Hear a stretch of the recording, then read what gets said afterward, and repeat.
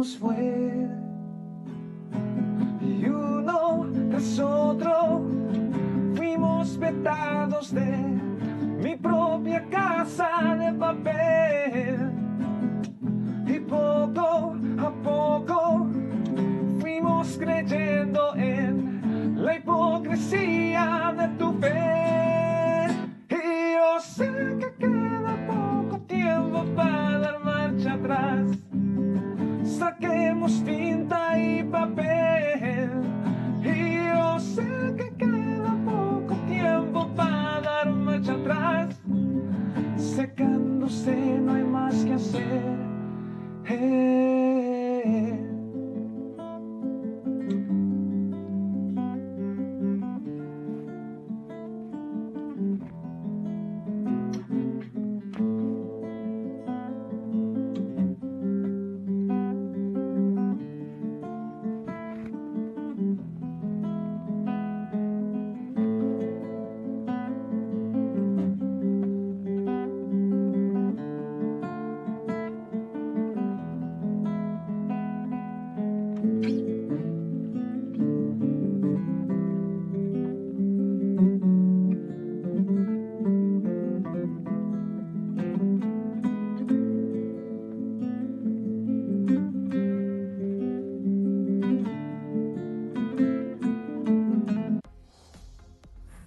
Welcome to the Finance and Governance Committee of Denver City Council.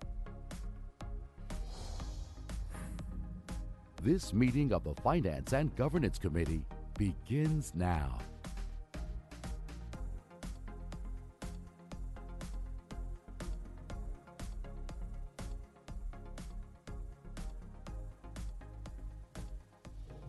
Good afternoon and welcome to the Denver City Council Finance and Governance Committee meeting. I'm Kendra Black. I chair the committee and I represent District 4 in Southeast Denver. We'll start with introductions. I think Councilwoman Sedabaca is online. If you'd like to introduce yourself. Good afternoon, Candy Sedabaca, Denver's District 9. And then we'll start to my left. Good afternoon, Paul Cashman, South Denver, District 6. Good afternoon, Madam Chair. Stacy Gilmore, District 11. Good afternoon, Joel Clark, District 7. Good afternoon, Chris Hernan, District 8. All right, well, welcome everyone. We have 2 action items today and 1 item on consent. The first action item, Steve Bone from the Department of Finance will be presenting.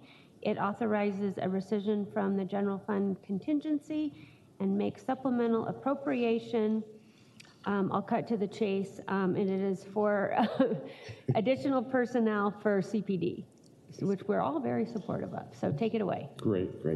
Thank you very much for having us today, Council. Good afternoon. I am Steve Bond. I am with the Budget and Management Office. And normally, my amazing leader, Stephanie Adams, stands before you to discuss potential supplemental ask and to review the state of the general fund contingency. But fortunately, she's on vacation, well-deserved. She will be back in plenty of time for the 2023 budget process. Just don't want you guys to worry about that. And I am no Stephanie Adams, but I will do my best to emulate her and answer any questions you may have regarding contingency. And if I don't have those answers, I will get them to you shortly. So with that, I'm going to go ahead and start. I know all of you are very familiar with this slide here. It discusses our 3 reserves. The one we are going to talk about today is our general fund contingency, and it has to be no less than 2% of total estimated expenditures for that year. The fiscal policy outlines criteria is identified in those 4 bullets below. Unexpected events such as natural disasters or accident, large unappropriated payouts or retirement payouts, unfunded mandates as a result of legislation, planned one-time expenditures that advance the programmatic or financial outcome. That final bullet is the reason why we are here today is CPD is requesting some one-time funds to get them through the year. Our other 2 reserves are, of course, as you know, general fund balance and of course our Tabor Reserve. So far this year, we have had two supplementals that have been passed through council. The first one I'm sure you all are aware of, which is City Council Special Revenue Fund. The second one, I believe, was passed last night. We did have to send this presentation over early. That's why we said it passed. We never want to count anything before we have final vote. But that was for the liability and claims of $2 million. With that, the 2% consists of $2.4 million. With those two already accounted for, we have a total of about 29.4. Taking those out, we have a bottom line of 27.3 million. If you approve and pass this on to the next stage, CPD TS request, the remaining contingency after the 775 is removed would be about 26.5 million. So with that, I am going to hand it over to my colleagues from CPD to talk about the supplemental request.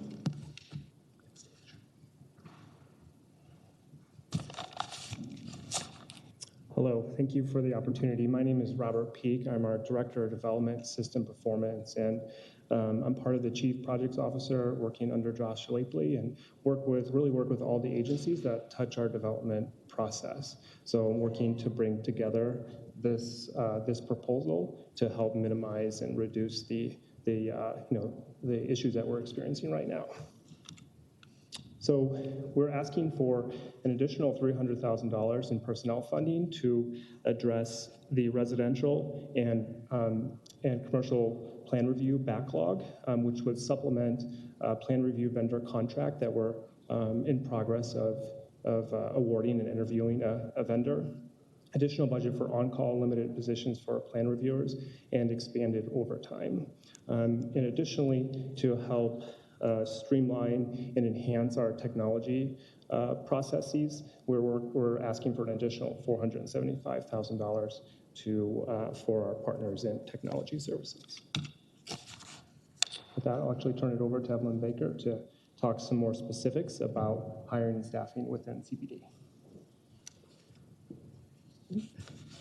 Good afternoon, I'm Evelyn Baker. I'm one of the Deputy Directors in Community Planning and Development. And just to build off of what Robert's already presented to you this afternoon, again, there's two components to this request for the supplemental funding. The first is for additional hiring and staffing, as Robert described, and really that's just to get more human power available to actually complete the plan review.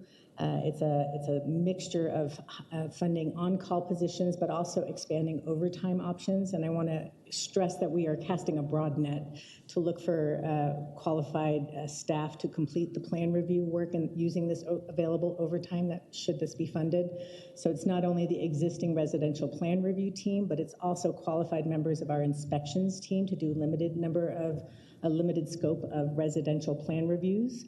As well as looking at our architect and engineer staff and our commercial plan review team after they've completed their full day of work doing the commercial plan review, making overtime available to those staff as well to complete some of the plan review for the residential plan review team.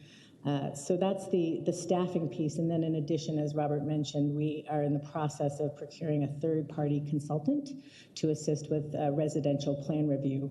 There's already a budgeted amount for that. This is to expand that budget for that third-party consultant to assist in the backlog. And I will say that all of this is in addition to a whole host of other initiatives that we are pushing forward to provide some relief for our plan review backlog. So we are working very diligently with our partners in OHR, Office of Human Resources, for some pretty aggressive recruiting efforts, as well as some retention efforts to make sure that the folks that we have on board, we're tending to their needs as well, because burnout is obviously a concern with the size of the backlog that we're working with right now. So really, those are the pieces that would be funded for the staffing to address the backlog. Again, as you can see on the slide, with these interventions, we anticipate that we would be able to eliminate the plan review backlogs in the first quarter of 2023. I want to set some realistic expectations in terms of what we expect to be able to achieve with the approval of the supplemental request. And then I will turn it over to Paul Presser to speak on some of the technology services pieces here. Good afternoon. I'm Paul Crosser. I'm the city's Chief Data Officer in Technology Services. I'm also the SELA program sponsor, which is why I'm here this afternoon. So in cooperation with Robert and Evelyn and our partners in development services agencies, we've identified a number of improvements or enhancements we can make to our enterprise permitting and licensing platform as SELA to aid in the expeditious review of the plan review backlog. So what you're seeing in front of you, there's some of those enhancements we're looking to make to the SELA platform that will result in a better customer experience and also aid our plan reviewers in completing their reviews. We're looking, this supplemental would fund 3 resources: a developer, an analyst, and a testing resource. These would all be net new to the TS budget, and we focused on completing the processes listed below. Let me say anything else. If you don't have any questions, I will turn it back to Robert. Yeah, thanks, Paul. Yeah, we have a whole list of improvements we can make to our SLS system to really expedite I shouldn't say expedite, make it a bit more efficient getting through our process, and also just save plan reviewer time. A lot of what they do is administrative, so we're working to reduce those number of steps so they can focus more time on doing plan review and hence helping us reduce our backlog of late reviews. So on top of what we've already requested, I did want to share some other process improvements that are within our control that we're working to implement. This is just a short list of some of those items. Our affordable housing review team will be going online soon, and that'll actually pull a whole set of projects off of our plates, off of plan reviewer plates right now onto a separate team. So that should free up some capacity for those plan reviewers to focus on some of the other projects. We're working on expectation setting as well, so we can communicate to contractors and developers and owners just how long it's actually taking to get through our process. I hear a lot about just tell me how long it's going to take. That way I can plan accordingly. So we're working to do that. We've launched a public dashboard that our applicants and customers can review to look at those review times so they have that live to date data. We're looking at how we assign projects out when they come in to make sure it's the most efficient way to do that. We're looking at doing more approvals in the field so projects don't have to go back through plan review if they've already gone through that long process. And how we can just enhance our customer service as well. So when someone comes in for a question, we're able to answer those questions in a timely manner. So lastly, here's our request to you, City Council. We're asking for a rescission of $775,000 from the general fund contingency to reappropriate $300,000 to the CPD's general fund appropriation and $475,000 to the capital improvement and capital maintenance fund for technology services. Thank you. And now we're available for any questions. Thank you for that. I know that all council members appreciate you working on this because people reach out to all of us every day, not understanding what the process is and why it takes so long. And so really appreciate you looking at this from all the different sides. I don't have anyone with their hands up for questions. I forgot to mention that both Councilwoman Kinich and Councilman Hines are joining us virtually. And I don't think they have any questions either. So would someone like to make a motion to move this forward? Councilman Clark, and a second. I'm not a voting member. And seconded by Council President Gilmore. All right, well, thank you very much. Appreciate your thorough presentation and hope that this is successful. Thank you so much. All right, thanks. All right, our next presentation is from Councilman Herndon, and it is about modernizing our council meetings.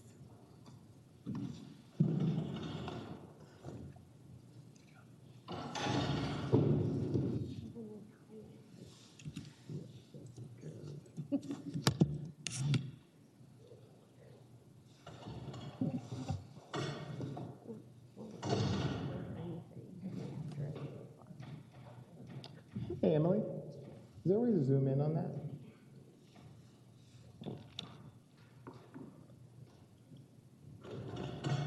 That is very hard to read.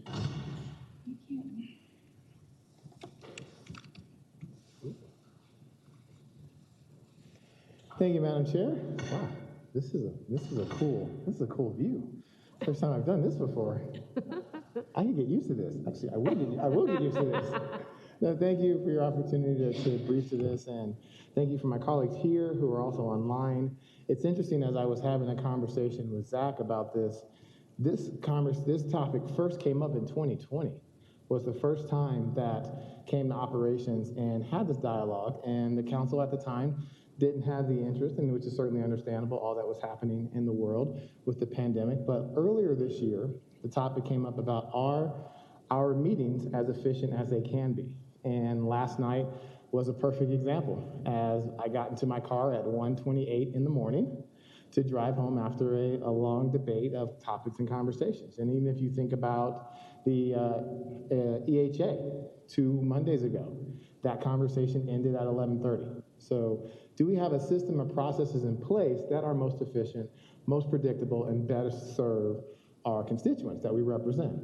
And earlier this year, I want to thank Committee Chair Councilwoman Black, where we were engaging with council members one-on-one. What are some ideas you have for modernizing the way we do our business on Mondays? And so this proposal before you is a reflection of that. It's not Councilman Herndon's, it's not Councilwoman Black's. At the last operations meeting where I presented, this is what the majority, certainly not unanimous because there were different opinions on how we should move forward, but a proposal that the majority of council would be able to try moving forward. And so as you can see on this one pager, I'll start at the very top. And if you go into Granicus, you can see that these changes are in our rules. The first one is Rule 1.1, changing the start time for the meeting and the public hearings. And I'll read that before you right now. It currently says the meeting shall begin at 5. That is stricken out, and it says the meetings will begin at 3:30.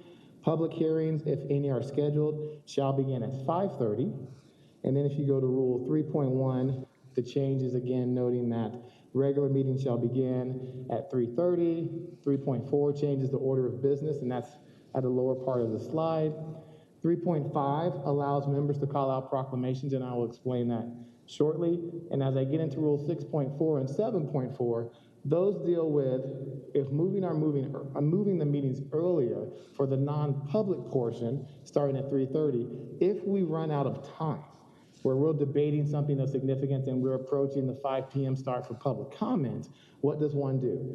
There are changes in 6.4 and 7.4 create a process for us to pause the debate so that we will go into public comment, start the business at 5:30, and continue that debate.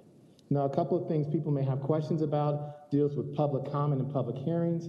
So those sign-up times do not change. Rule 7.1A, sign up for general public comment continues to start as it does right now, 12 p.m. on Friday and closes at 4 p.m. on Monday. Rule 4.1, sign up for public hearings ends when we reconvene from recess. And so the question is, what is the new process moving forward? And that's on the bottom of this PDF. The council president will gavel in at 3:30. We will have announcements, presentations, communications, and proclamations that are not called out. And I say not called out was during the conversation, there were concerns from council members that they wanted to recognize somebody. Could it be done in the evening? So the general rule will be proclamations would happen during the business at 3:30. However, the council member has a prerogative, if they should choose so, to acknowledge somebody at the 5:30 period. So that's now, with the rules change, you'll be able to call out a proclamation to honor somebody at 5:30. Then we'll go into the bills for introduction, bills and resolutions that have been called out, final consideration of bills and resolutions not set for a public hearing, and then we have our recess. So say if the council finishes at 4:15, we will take a recess. And then general public comment starts at 5 o'clock, just like it does currently right now. We do half an hour of general public comment, and then we gavel back in at 5:30, it says unfinished business. That would be in the case if we were unable to finish all the call-outs that happened at 3:30, we would do that. If they are done, we will go directly into public hearings. So what we can say with certainty on most nights, which we certainly cannot say this now, public hearings will start at 5:30 for some predictability and the ability to end at an earlier time for the public that is watching. Call out proclamations should an individual choose to do so, public hearings and other business. And other business, the example would be that we had on Monday. We had a public hearing and then we had on a vote on a complimentary bill after that public hearing, just like we did on Monday. So these are the proposals that are before City Council after hearing and having 2 dialogues at operations meetings. I'm happy to answer any questions. Committee Chair Black was a part of it. We also have Anshul if anyone has any questions about the way we were changing the rules in our proposal. Thank you, Madam Chair. Thank you, Councilman Herndon. I don't have anyone with their hand up, but I will say I really like it. It's really only making the meeting an hour and a half earlier. If you think about the meeting, our meeting really starts at 5 with public comment, so we're here at 5, so it's just an hour and a half earlier. And I really like how it actually could be one continuous meeting if need be. And I think we all today really appreciate the fact that we shouldn't be making decisions at 1 in the morning after we've been sitting in our seats since 5. So I like that time that you came up with. I know some of us had talked about 1 o'clock or 2 o'clock or something. I really like that 3:30. It seems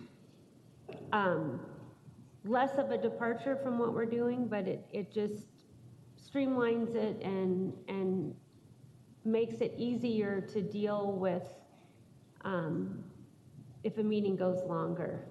I did have a question about proclamation. Say I wanted to call out a proclamation in the day because the person I want to recognize isn't available at night. Could we still do that too? Yes, you can.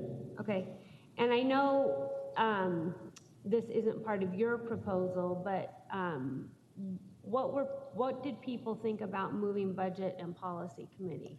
Yes, and so during the operations meeting, with the data we have, that was a mixed bag. There were council members who liked the current time and location. There were other people that wanted to move it to a different day. Thursday was a day that came up, but then you also have the challenge of council members who are not here in the building, so that's another day you have to come down. So speaking with current and future leadership, I think the idea now is to keep budget and policy where it is. So that's why we came up with the 3:30 start time, because budget and policy ends at 3, to give council members a break before we go into our city business. Mm-hmm. Okay, well, I will say that makes it a really long day, but I know that's not what your proposal is. Now I've got some people in the queue. First up is Councilman Clark. Thank you, Committee Chair, and sorry I was late pushing the button. I think that, one, I just want to say thank you for taking all the time you took to meet individually with all of us and work through a lot of different ideas to put that into a proposal, because I'm sure for some of these things you got 13 different ideas on what we should do with that piece of it. 14. We also talked to central staff. We have there you go. 14 different opinions on what we should do.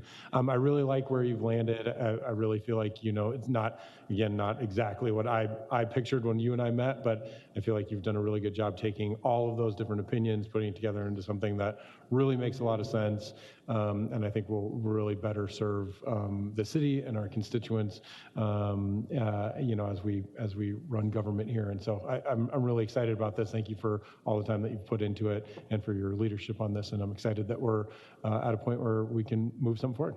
So thank you, Committee Chair. Thanks, Councilman Clark. Next up is Councilman Cashman. Thank you, Madam Chair.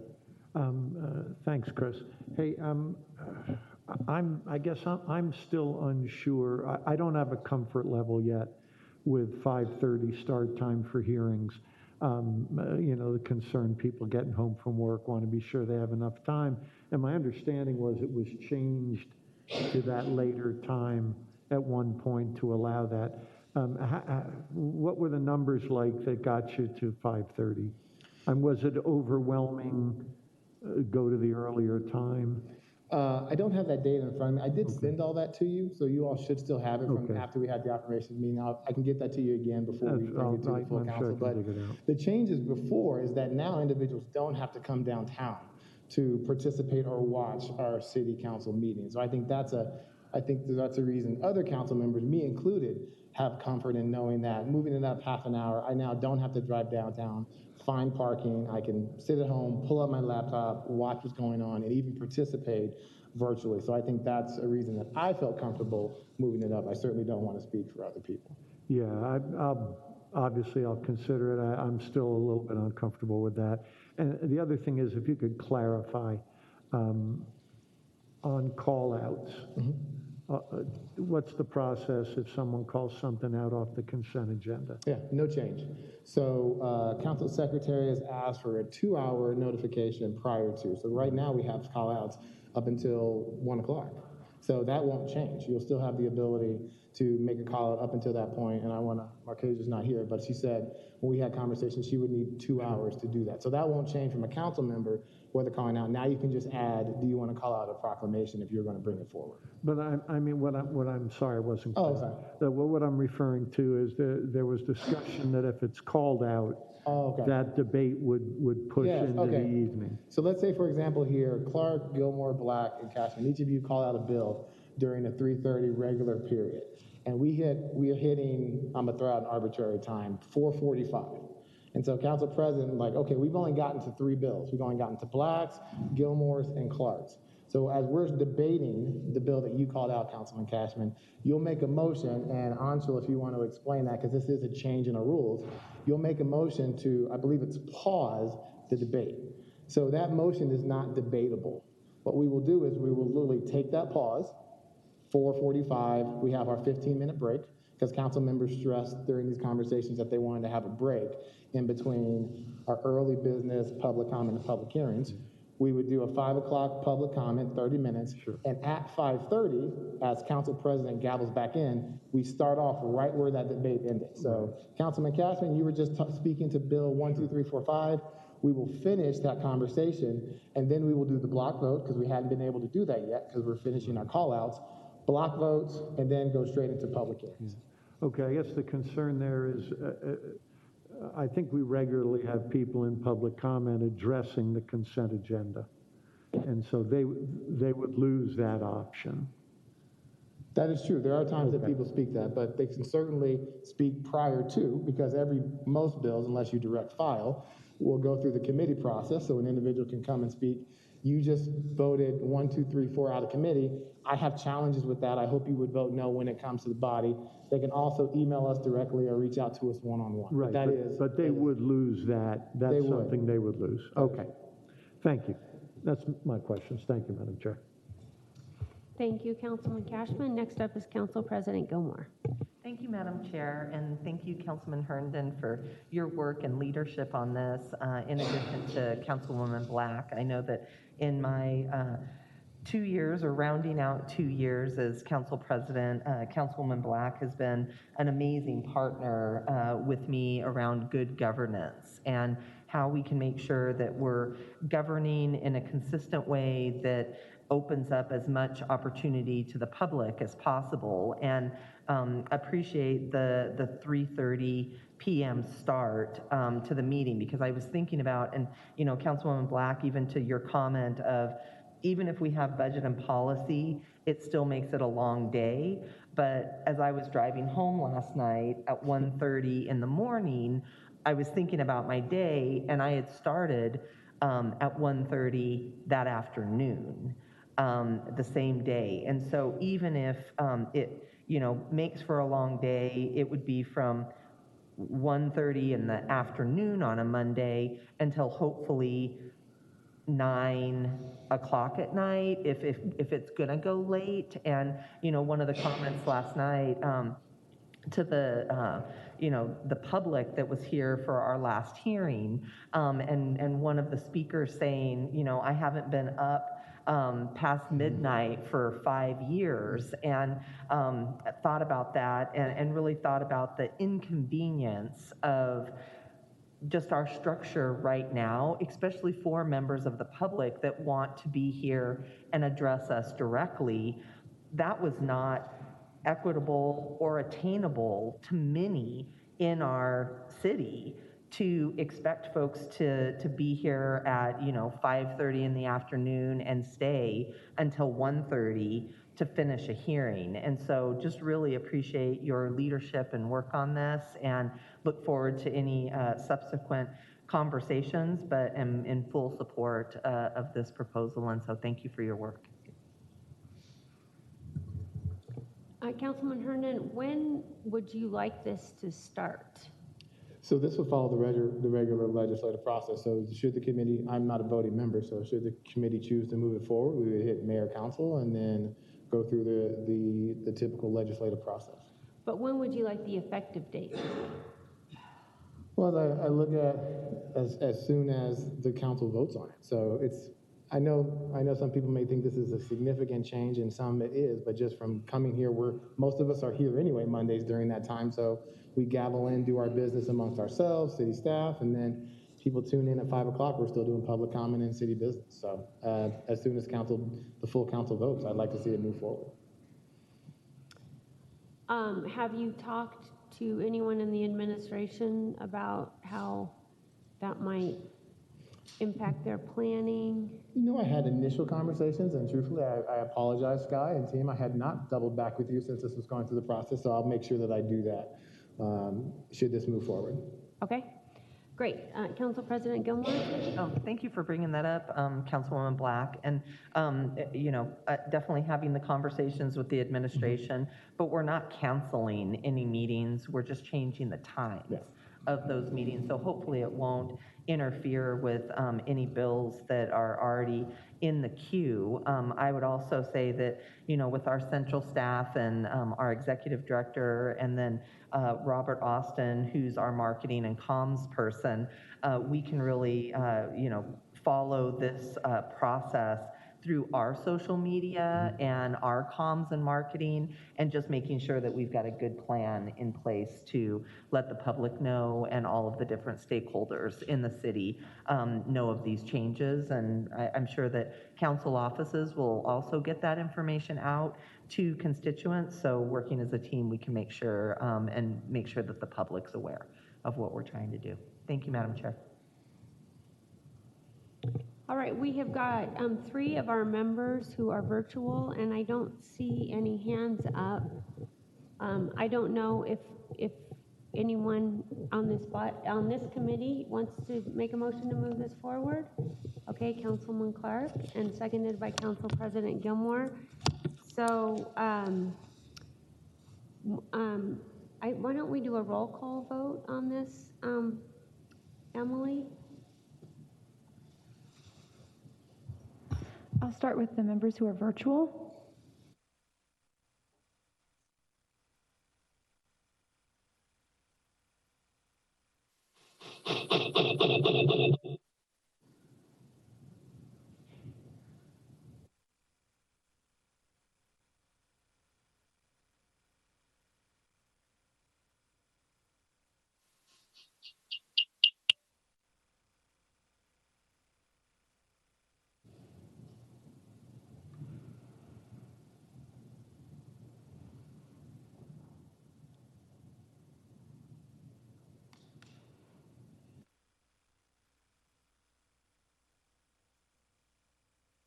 Councilman Hines?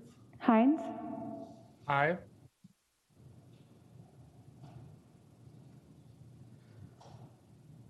All right, we'll do Kinich again. Kinich? Aye. Hines? Aye. Sedabaka? Aye.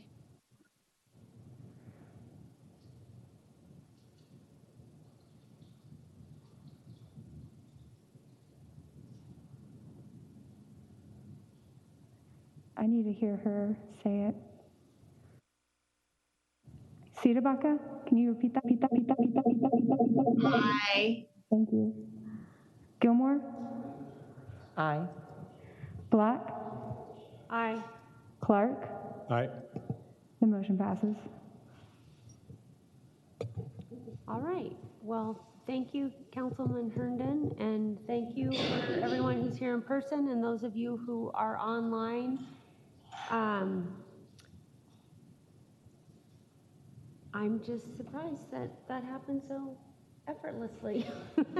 I guess Councilman Herndon will work with Sky and the administration on that. And that's the only other action item we have today. So thank you, everyone. And thank you, Councilman Herndon, for doing that. We have one item on consent, and that's it. So everyone have a great rest of your Tuesday.